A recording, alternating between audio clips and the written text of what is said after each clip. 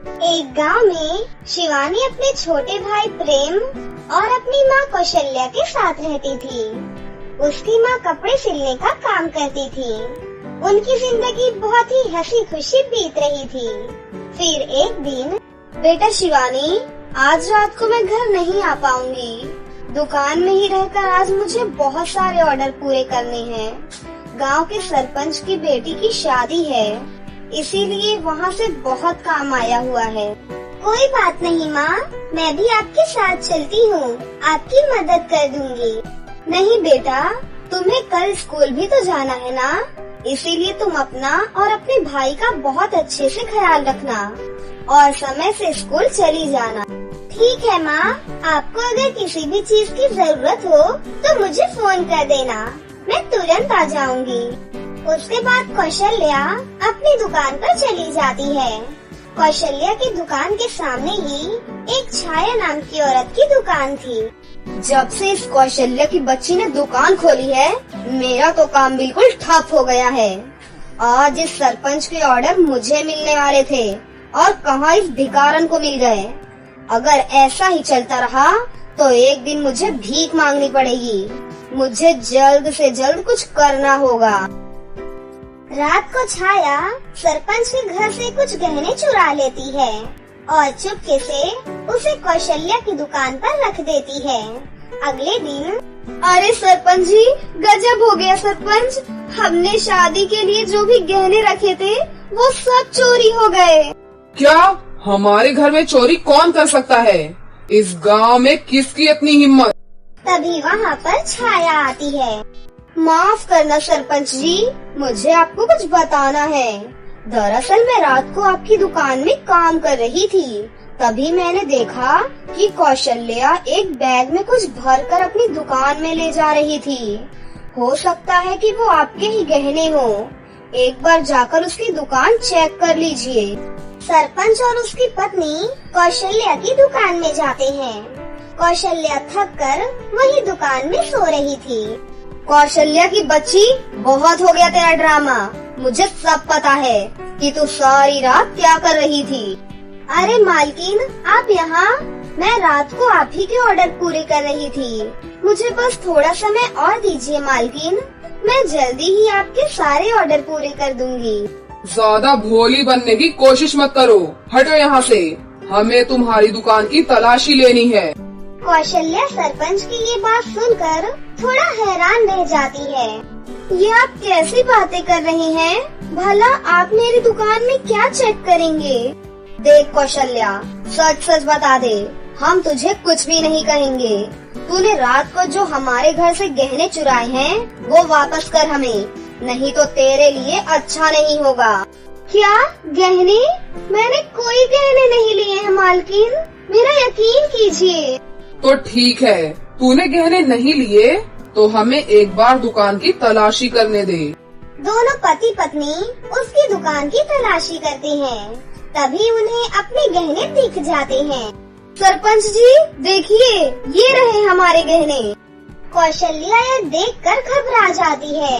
मालकिन, मुझे सच में नहीं पता ये गहने कहाँ से आए मालकिन, मैं नहीं जानती, मैं सच बोल रही हूँ, मैंने आपके कोई गहने नहीं चुराए मालकिन। सरपंच की पत्नी कौशल्या की खूब पिटाई करती है। चोर कहीं की, तेरी हिम्मत कैसे हुई हमारे घर में आने की? सरपंच जी, जल्दी से पुलिस को फोन कीजिए और इस चोर को पुलिस के हवाले कीजिए। मुझे पता ही था कि तुम एक नंबर की चोर हो, इसीलिए मैंने पुलिस को पहले ही फोन कर दिया। पुलिस अभी आती ही होगी। तभी वहाँ पर पुलिस आ जाती है और कौशल्या को पकड़कर अपने साथ जेल ले जाती है। ये देखकर छाया बहुत खुश हो जाती है। तभी एक औरत शिवानी के पास जाती है और कहती है, शिवानी बेटा, गजब हो गया, तुम्हारी माँ को पुलिस पकड़ कर ले गई है। क्या? लेकिन माँ ने क्या किया है कि पुलिस उन्हें पकड़ कर ले गई है? मैंने सुना है कि उन्होंने सरपंच के घर में चोरी की है। दोनों भाई बहन भागे भागे पुलिस स्टेशन जाते हैं। पुलिस अंकल, एक बार हमारी माँ से मिलने दीजिए हमें। हम आपके सामने हाथ जोड़ते हैं अंकल। सिर्फ 5 मिनट के लिए, उसके बाद इस पुलिस स्टेशन में सबूत के बिना दोबारा मत आना। दोनों भाई बहन अपनी माँ के पास जाते हैं। माँ, आप चोरी नहीं कर सकती माँ, मुझे सब पता है। फिर आपको इस तरह जेल में क्यों डाला हुआ है माँ? पता नहीं बेटा, मेरी दुकान में किसने सरपंच के गहने रख दिए। मैं सच बोल रही हूँ बेटा, मैंने कोई चोरी नहीं की थी। मुझे आप पर पूरा यकीन है माँ, लेकिन आप बिल्कुल चिंता मत कीजिए, मैं जल्द ही आपको बाहर निकलवाऊंगी। उसके बाद दोनों भाई बहन अपने घर वापस चले जाते हैं। दीदी, हम माँ को कैसे बाहर निकालेंगे? और अब हमारे घर का खर्चा कैसे चलेगा दीदी? तू बिल्कुल चिंता मत कर छोटे, तू आराम से बस स्कूल जा और मन लगाकर पढ़ाई कर। मैं कुछ न कुछ काम जरूर ढूंढ लूंगी। उसके बाद शिवानी काम मांगने के लिए गांव में जाती है, लेकिन सभी लोग उसको अपने घर से भगा देते हैं। अरे तेरी माँ तो चोर है चोर, तो चोर की बेटी भी तो चोर ही होगी ना। जैसी माँ वैसी बेटी, हम तुझे अपने घर में काम कभी नहीं देने वाले, समझी? पता नहीं कब क्या चोरी करके भाग जाए। चल जा यहाँ से। सभी लोग धक्के मारकर उसे अपने घर से भगा देते हैं। वो दुखी होकर एक नदी के किनारे जाकर रोने लगती है। हे भगवान, ये सब क्या हो गया? गांव में कोई भी हमसे बात तक नहीं करना चाहता। सभी लोग मेरी माँ को चोर समझ रहे हैं। अब मैं अपनी माँ को कैसे बेगुनाह साबित करूँगी? मैं क्या करूँ भगवान, जिससे मेरी माँ बाहर आ जाए। तभी वहाँ से एक परी गुजर रही थी। तभी उसकी नजर शिवानी पर जाती है और वो उसके पास जाती है और बोलती है, अरे क्या हुआ बेटा, तुम रो क्यों रही हो? उसके बाद शिवानी परी को वो सारी बातें बताती है। उसकी बात सुनकर परी को उस पर बहुत दया आ जाती है। अरे बेटा, ये तो तुम्हारे साथ बहुत बुरा हुआ, लेकिन तुम चिंता मत करो बेटा, मैं तुम्हारी मदद करूँगी। फिर परी अपने जादू से वहाँ 2 जादुई साड़ियाँ प्रकट कर देती है। बेटा, ये जादुई 2 साड़ियाँ हैं, तुम इन दोनों साड़ियों को अपने साथ ले जाओ, ये तुम्हारा हर दुख दूर कर देंगी। फिर एक जादुई साड़ी से एक चुड़ैल निकलती है और वो छाया के पास जाती है और छाया की खूब पिटाई करती है। अरे चुड़ैल, तू मुझे पीट क्यों रही है चुड़ैल? झूठी औरत, ज्यादा शरीफ बनने की कोशिश मत कर। चुपचाप पुलिस स्टेशन चल और अपना गुनाह कबूल कर, नहीं तो मैं तुझे कच्चा खा जाऊंगी। नहीं, मुझे माफ कर दो, मैं चलती हूँ ना तुम्हारे साथ। मैं पुलिस को सब कुछ बता दूंगी, बस तुम मुझे छोड़ दो। छाया भागी भागी पुलिस स्टेशन जाती है और पुलिस को सारी बातें बताती है। पुलिस उसे पकड़कर जेल में बंद कर देते हैं और कौशल्या को छोड़ देते हैं। हमें माफ कर दो, हमने उस दुष्ट औरत पर विश्वास किया और तुम्हारे साथ बहुत बुरा किया।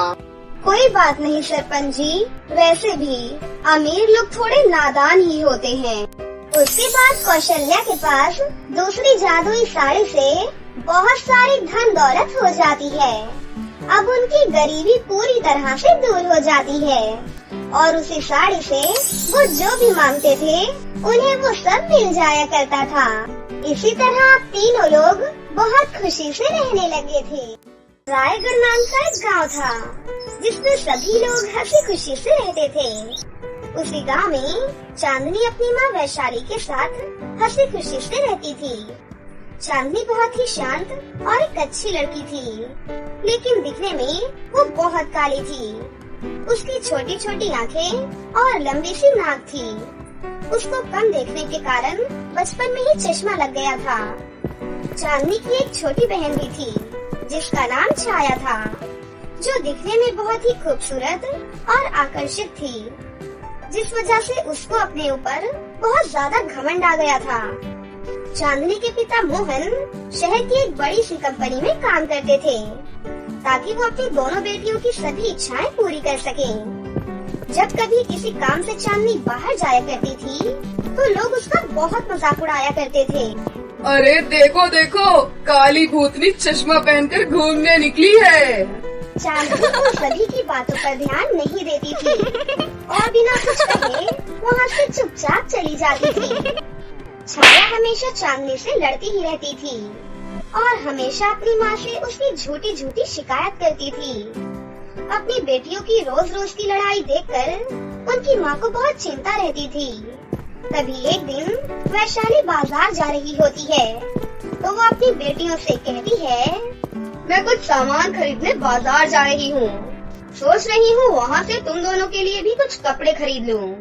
अब तुम दोनों ये बता दो, तुम्हारे लिए कौन से कलर के कपड़े लाऊं? अरे माँ, ये भी कोई पूछने की बात है। भूतनी तो सफेद कलर की साड़ी पहनती है ना, तो दीदी के लिए भी सफेद कलर की साड़ी ले आना। माँ देखो ना, ये छाया की बच्ची मुझे हमेशा चिढ़ाती रहती है। मुझे छाया के साथ नहीं रहना माँ, मैं बाहर जा रही हूँ। ठीक है दीदी, लेकिन ध्यान रखना कहीं धूप में तुम और भी ज्यादा काली न हो जाओ। चांदनी गुस्से में बाहर की ओर चली जाती है। बाहर भी लोग चांदनी का मजाक उड़ाने का कोई भी मौका नहीं छोड़ते थे। इसी तरह दिन निकल रहे थे। एक दिन चांदनी घर से निकलकर मार्केट से सामान लेने के लिए जा रही होती है तो उसके गांव का एक शैतान लड़का अपने दोस्तों के साथ मिलकर चांदनी का मजाक उड़ाने लगता है। अरे देखो देखो, ये तो मिस चांदनी है, हमारे गांव की सबसे खूबसूरत लड़की। इसकी सुंदरता का तो क्या ही कहना। उस लड़के की ये बात सुनकर सभी जोर जोर से हंसने लगते हैं। हमेशा की तरह चांदनी उन लोगों की बातों को इग्नोर करके मार्केट की ओर जाने लगती है।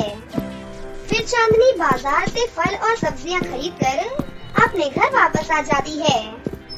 एक दिन चांदनी बगीचे में एक पेड़ के नीचे बैठकर खूब जोर जोर से रोने लगती है और कहती है, मैंने तो कभी भी किसी का बुरा नहीं सोचा, फिर सभी लोग मेरा मजाक क्यों उड़ाते हैं। ऐसा कहकर वो फिर से जोर जोर से रोने लगती है। उसके रोने की आवाज सुनकर पास के पेड़ पर आराम कर रही एक परी पेड़ से उतरती है और चांदनी के पास आकर उससे कहती है, क्या हुआ बेटी, तुम इस बगीचे में बैठकर क्यों रो रही हो? परी की आवाज सुनकर चांदनी डरने लगती है और डरते डरते इधर उधर देखती है। फिर वो देखती है कि वहाँ पर एक परी खड़ी है। आप तो किसी परी की जैसी लग रही हो। तुम सही कह रही हो बच्ची, मैं एक परी ही हूँ, लेकिन मैं रानी परी हूँ। मैं यहाँ तुम्हारे रोने की आवाज सुनकर आई हूँ। बताओ, तुम इस घने बगीचे में क्यों रो रही हो? क्या हो गया? मैं तुम्हारी कोई मदद कर सकती हूँ? रानी परी जी, मैं बहुत परेशान हूँ। तुम परेशान मत हो और मुझे बताओ कि क्या बात है। मैं तुम्हारी जरूर मदद करूँगी।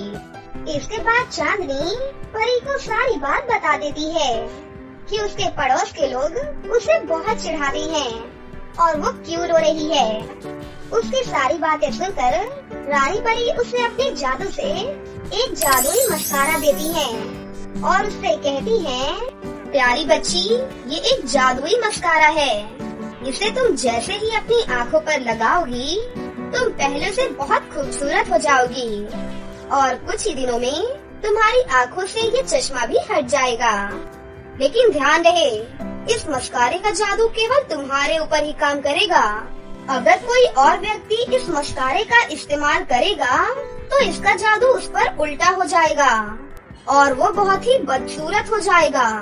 चांदनी रानी परी की सारी बात सुनकर हाँ में सर हिलाकर उसका धन्यवाद करके वहाँ से चली जाती है। घर पहुँचकर चांदनी रानी परी के कहे अनुसार वो जादुई मस्कारा अपनी आँखों पर लगा लेती है। मस्कारा लगाते ही वो पहले से बहुत ज्यादा खूबसूरत हो जाती है। चांदनी अपना ये रूप देखकर खुशी से झूम उठती है और जल्दी से अपनी छोटी बहन छाया के पास जाती है। वाओ दीदी, क्या ये आप हो? मुझे तो यकीन ही नहीं हो रहा। अब तुम तो मुझसे भी ज्यादा खूबसूरत नजर आ रही हो। ये सब कैसे हुआ, मुझे भी तो बताओ। और इस तरह से मासूम चांदनी अपनी छोटी बहन छाया को सारी कहानी सुनाती है। छाया ये सब सुनकर मन ही मन उस मस्कारे को अपना बनाने की ठान लेती है। मेरी प्यारी बहन, मुझे भी तुम्हारी तरह दुनिया की सबसे खूबसूरत लड़की बनना है। कृपया मुझे भी अपना वो जादुई मस्कारा लगाने दो ना। नहीं मेरी प्यारी बहन, रानी परी ने उस जादुई मस्कारे को मेरे अलावा किसी को देने के लिए मना किया है। मुझे माफ करना, मैं तुम्हें वो जादुई मस्कारा नहीं दे सकती।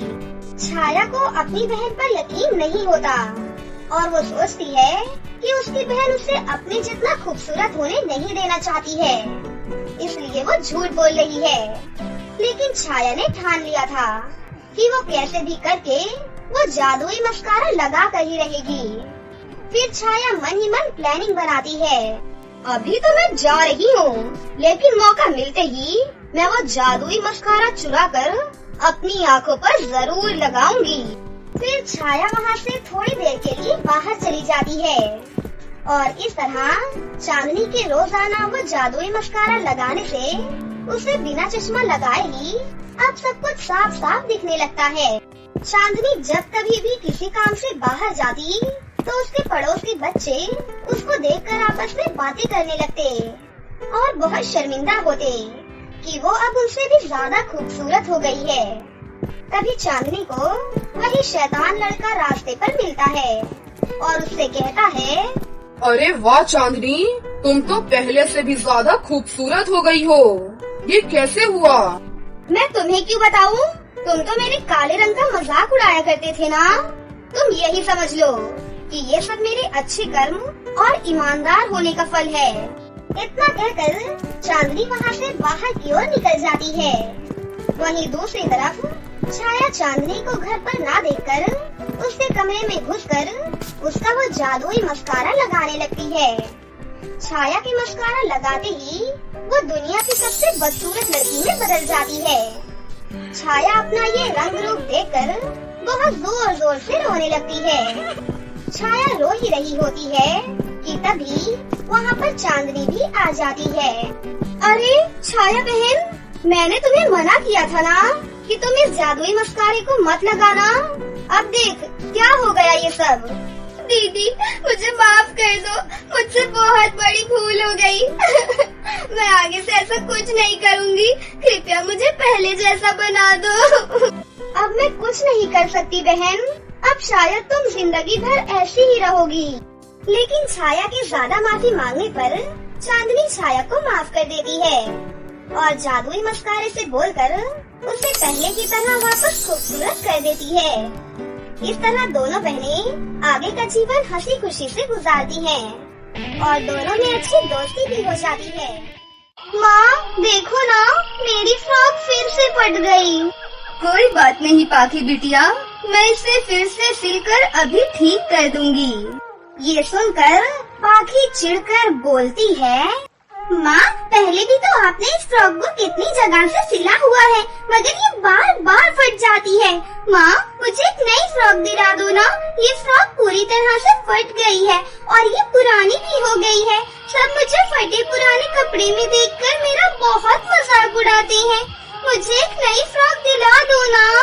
नहीं पाखी, मैं तुम्हारे लिए अभी फ्रॉक नहीं खरीद सकती क्योंकि तुम्हारी गरीब माँ के पास अभी पैसे नहीं है। आपके पास कभी भी हमारे लिए पैसे होते ही नहीं हैं। बस ये फटे चिटे कपड़े ही पहनने को मिलते हैं और खाने को रूखी सूखी रोटियाँ। अगर आप मुझे और आयुष को अच्छी जिंदगी नहीं दे सकती थी तो हमें पैदा ही क्यों किया था। बेटे की ऐसी तानों भरी बातें सुनकर अर्चना गरीबी से झिंझिला करके उसे एक जोरदार थप्पड़ मार देती है। पाखी इतनी बड़ी हो गई है तू कि अपनी माँ से सवाल करेगी।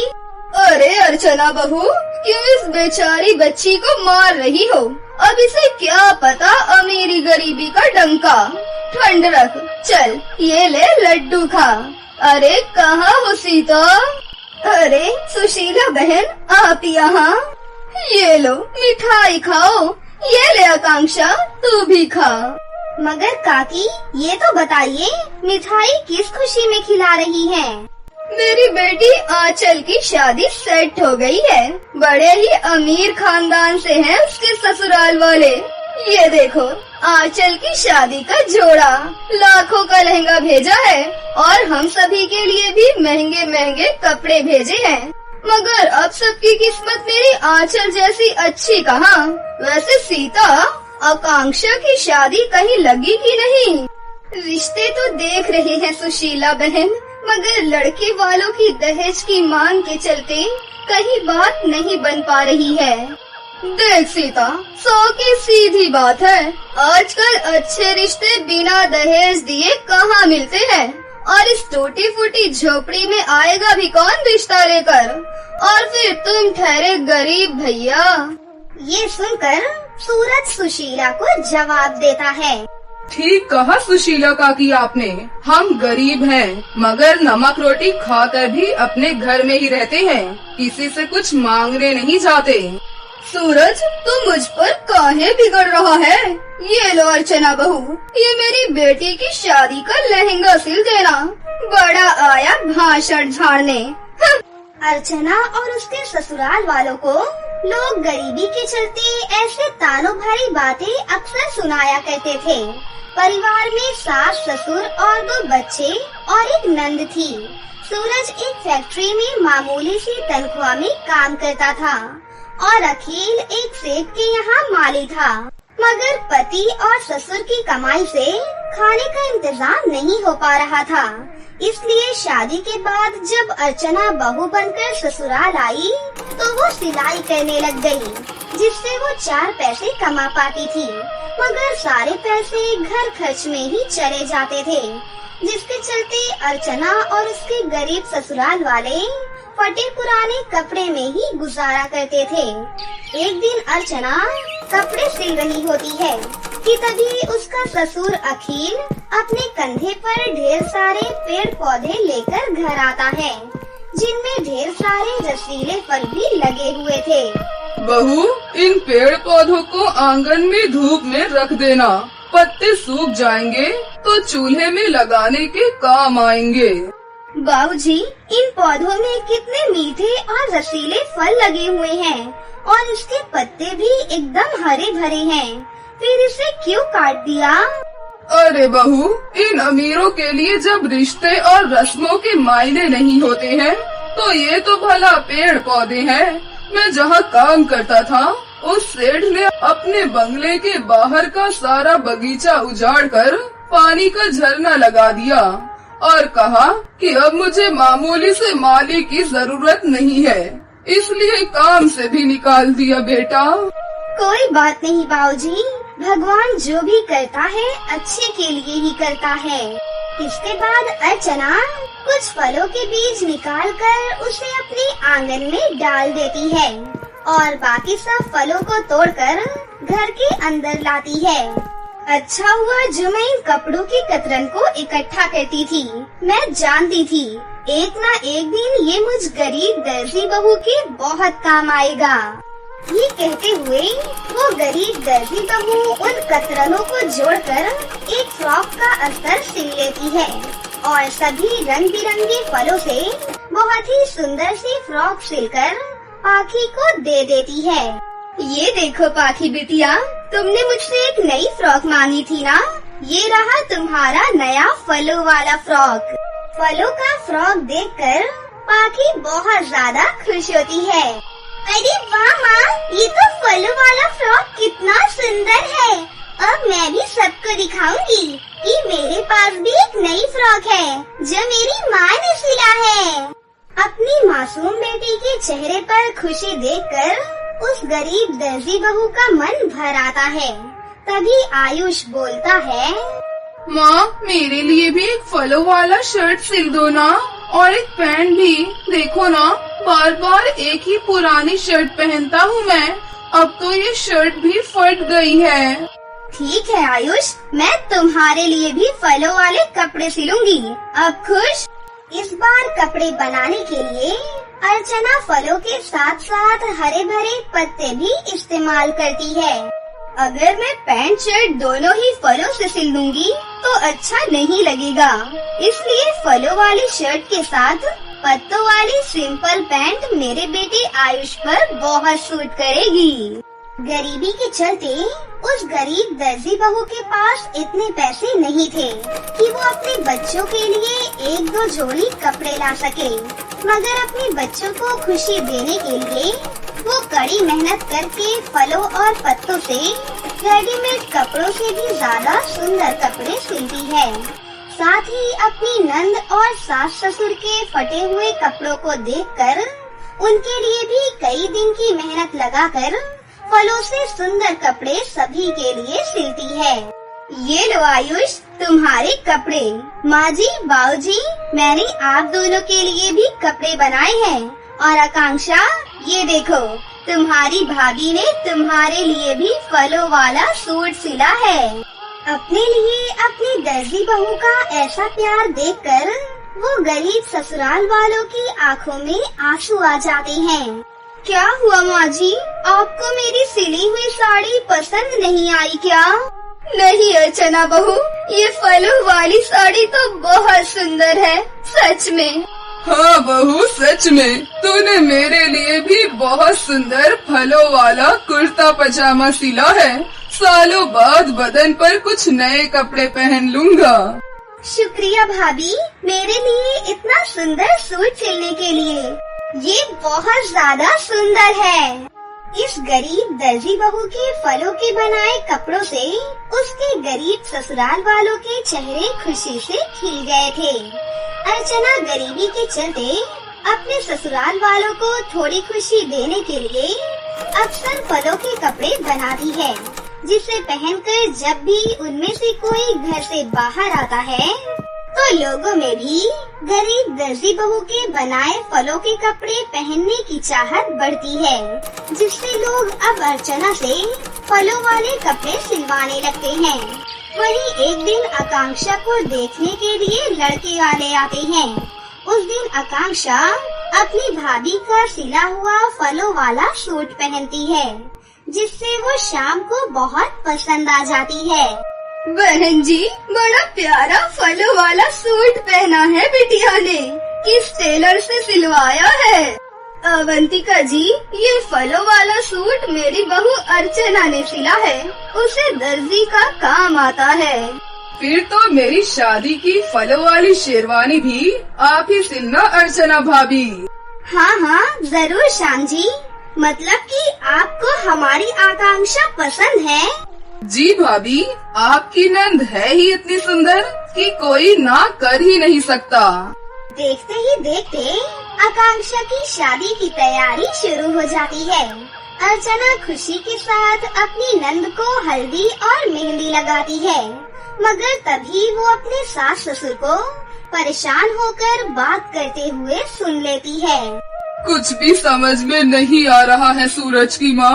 बिटिया की शादी में 2 दिन रह गए हैं, अभी तक ना शादी का टेंट सजा है और ना ही मंडप सजा है। पैसे की समस्या तो जैसे सामने मुंह खोले खड़ी है। वही तो जी, इतनी मुश्किल से तो मेरी बच्ची का घर बसने जा रहा है, कहीं ये शादी होते होते रह न जाए। माँ जी, मेरी नंद की शादी नहीं रुकेगी, ये शादी होगी। हम सभी साथ मिलकर टेंट लगा लेंगे और बांस से मंडप बनाएंगे, क्योंकि हरे बांस से बने मंडप से शुभ कुछ भी नहीं। और रही बात शादी के जोड़े की, तो मैं आकांक्षा के लिए फलों का लहंगा बनाऊंगी।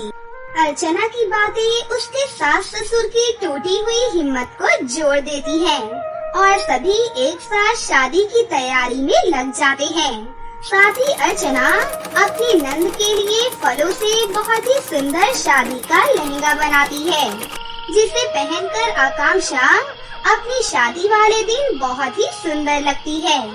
इसके बाद गरीब सीता और अखिल आकांक्षा का कन्यादान करते हैं और विदाई के समय ससुराल जाते वक्त आकांक्षा आंसू भरी आंखों से अपनी गरीब दर्जी भाभी से कहती है, अर्चना भाभी, ये शादी का जोड़ा हमेशा मेरे लिए खास रहेगा। आज आपकी वजह से मेरी शादी हो सकी है।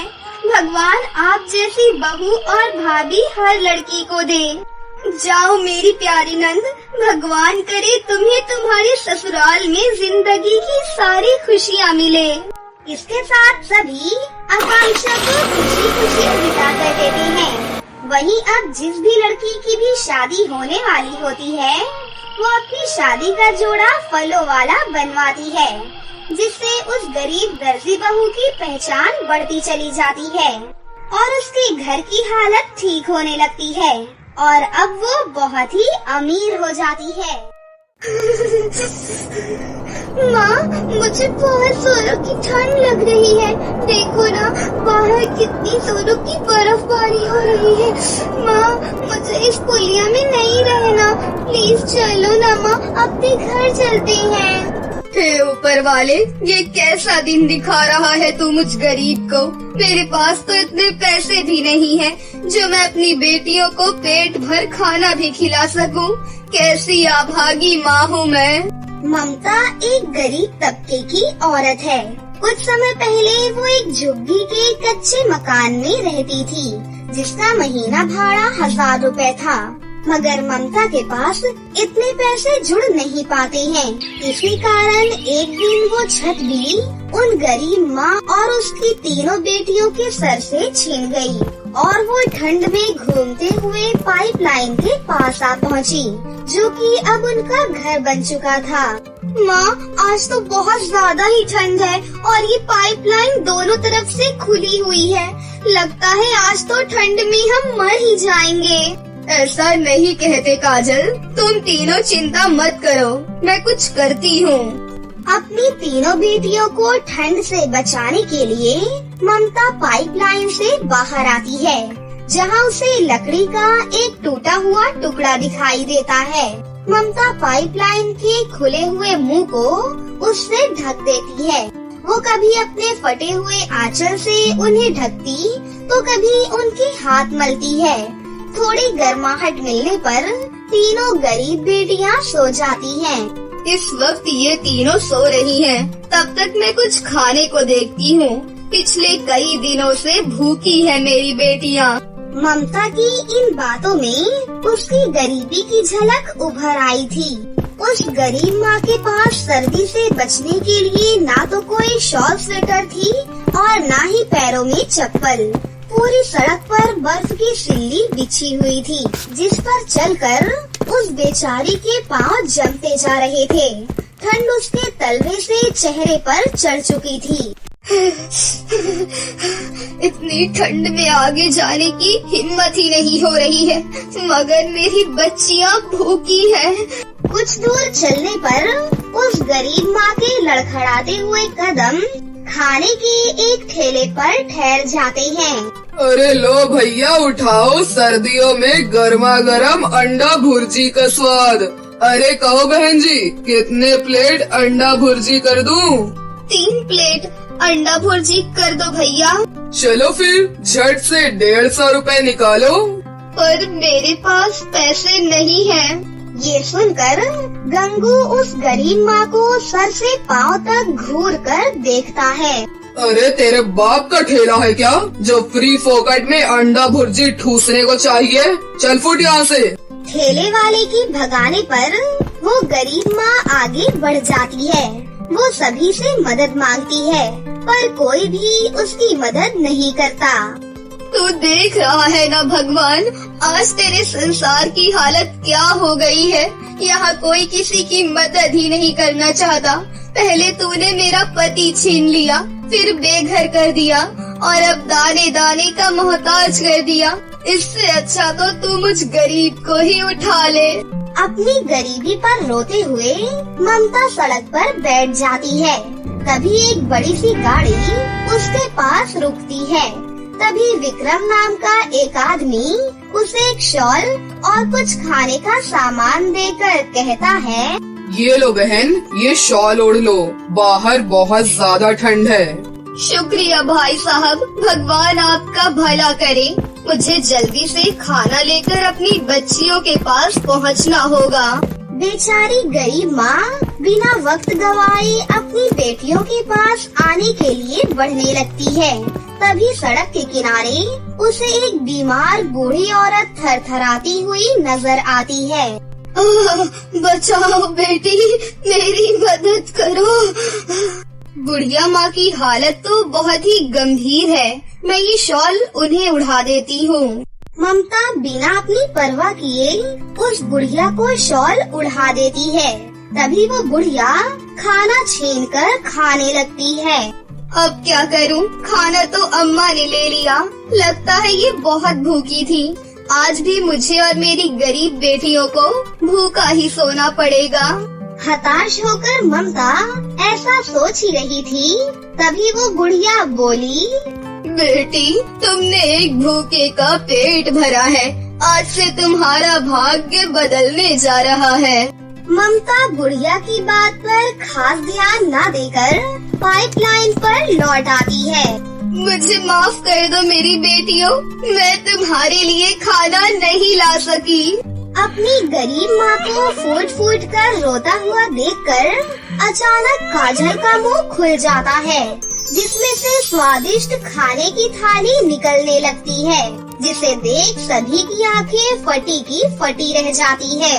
ये कैसी जादूगरी है? काजल दीदी, ये तुमने कैसे किया? हमें भी ये जादू सिखाओ ना। मुझे खुद नहीं पता कि ये कैसे हो गया। इस खाने की थाली से कितनी स्वादिष्ट खुशबू आ रही है। चलो ना खाना खाते हैं। आप भी खाओ ना माँ, आज तो खाने की कमी भी नहीं पड़ेगी कि आपको मन मारना पड़े। 10 साल की मिस्टी की ये बात सुनकर उस गरीब माँ का दिल भर आता है। फिर सभी साथ मिलकर उस अच्छे खाने का स्वाद चखते हैं। तभी रात का अंधेरा छा जाता है और जोर जोर से सर्द हवाएं चलने लगती हैं। तभी हाथ पांव मलते हुए मिस्टी बोलती है, आज कितने दिनों बाद हमने इतना स्वादिष्ट खाना खाया, वो भी पेट भरकर। काश ऐसा भी कोई जादू होता कि सर्दी से बचने के लिए कुछ कपड़े और कंबल मिल जाते तो हम मजे से सोते। जैसे ही मिस्टी ये इच्छा बताती है कि एक सुनहरी रोशनी मिस्टी के इर्द गिर्द नाचने लगती है और उसका मुंह खुल जाता है, जिसके अंदर से सुंदर सुंदर शॉल, स्वेटर और एक बड़ा सा कंबल बाहर आ जाता है। ये कैसी लीला है? अचानक मुझ गरीब की बेटियों में ये जादू कहाँ से जाग गया? अचानक ममता को उस बुढ़िया की कही हुई बात याद आ जाती है। इसका मतलब इस जादू की असल जड़ उस बूढ़ी अम्मा के कहे शब्द थे। माँ किस सोच में पड़ गई? चलो ना सोते हैं। अपनी जादुई बेटियों के कारण कई रातों के बाद गरीब ममता को चैन की नींद नसीब होती है। ऐसे ही समय ढलता जाता है और जब कभी भी किसी को कोई भी जरूरत होती तो वो अपनी जादुई बेटी को बोलती।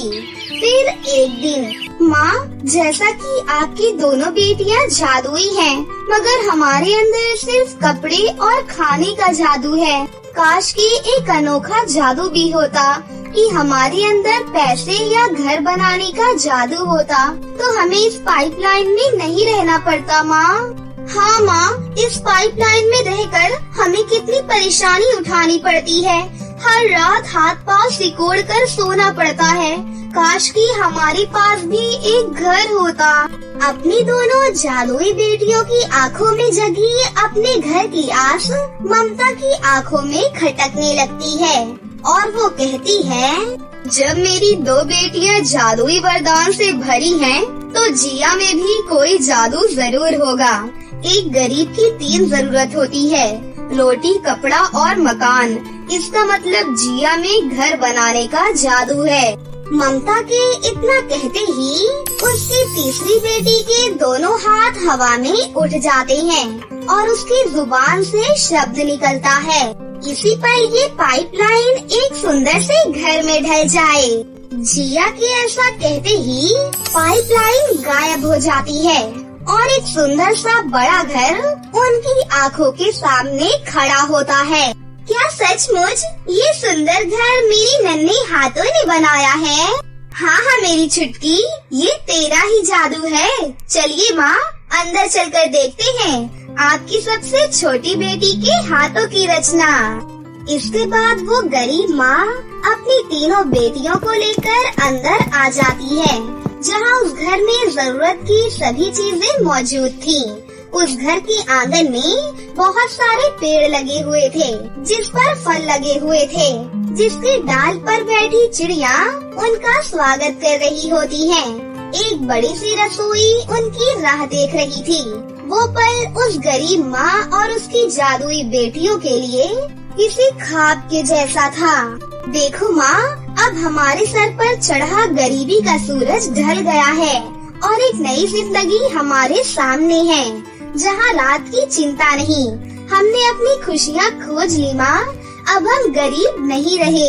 ये सुनकर गरीब ममता रोते हुए अपनी तीनों बेटियों को गले लगाकर बोलती है, हाँ मेरी बच्चियों, मैंने तो सपने में भी नहीं सोचा था कि तुम तीनों इस गरीब माँ का शरण स्थान बन जाओगी।